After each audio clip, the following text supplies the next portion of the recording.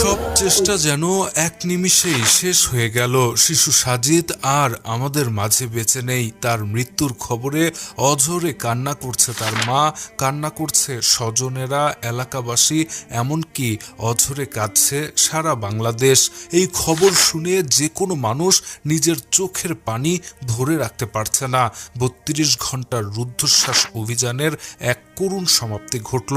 মাটির নিচ থেকে যখন উদ্ধার করা হলো শিশু সাজিদের নিথর দেহ, ঠিক তখন আশায় বুক বেঁধেছিল সারা বাংলাদেশ। কিন্তু হাসপাতালেই যেন সবকিছু শেষ হয়ে গেল। মায়ের আহাজারিতে ভারী হয়ে উঠেছে তানোরের আকাশ বাতাস। এটি এমন এক হৃদয় বিদারক ঘটনা যা দেখে আপনিও কাঁদতে বাধ্য হবেন। অবশেষে সব অপেক্ষার শেষ হলো, তবে এক হৃদয় বিদারক সত্যের মধ্য দিয়ে।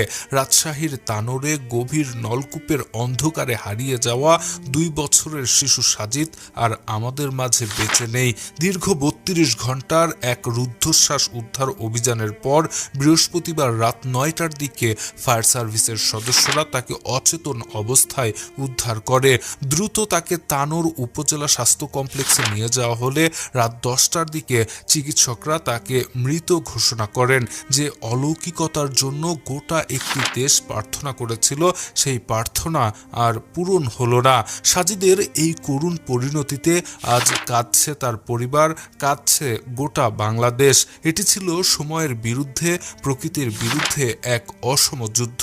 ফায়ার সার্ভিসের 8টি ইউনিট এবং 3টি বিশাল এক্সিভেটর দিয়ে প্রায় 40 ফুট গভীর পর্যন্ত মাটি খনন করা হয়েছিল, কিন্তু পদে পদে বাধা হয়ে দাঁড়িয়েছিল নরম মাটি, পানির স্তর আর মাটি ধসে পড়ার ভয়। এর মধ্যেই পাইপের মাধ্যমে অক্সিজেন পাঠিয়ে শেষ পর্যন্ত ধরে রাখার চেষ্টা করা হয়েছিল এক চিলতে আসা। কিন্তু সব প্রতিকূলতাকে জয় করে যখন উদ্ধারকারীরা সাজিদের কাছে পৌঁছালেন, ততক্ষণে বড্ড দেরি হয়ে গেছে।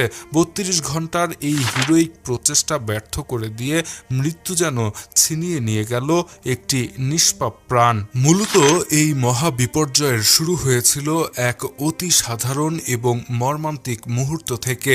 বুধবার দুপুরে মাটিতে গেঁথে যাওয়া একটি ট্রলি দেখতে গিয়েছিলেন সাজিদের মা।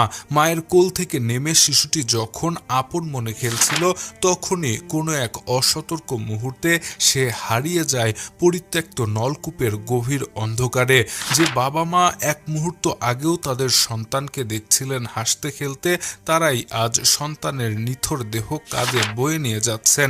এই করুণ দৃশ্য আজ শুধু কোয়েলহাট গ্রামের নয়,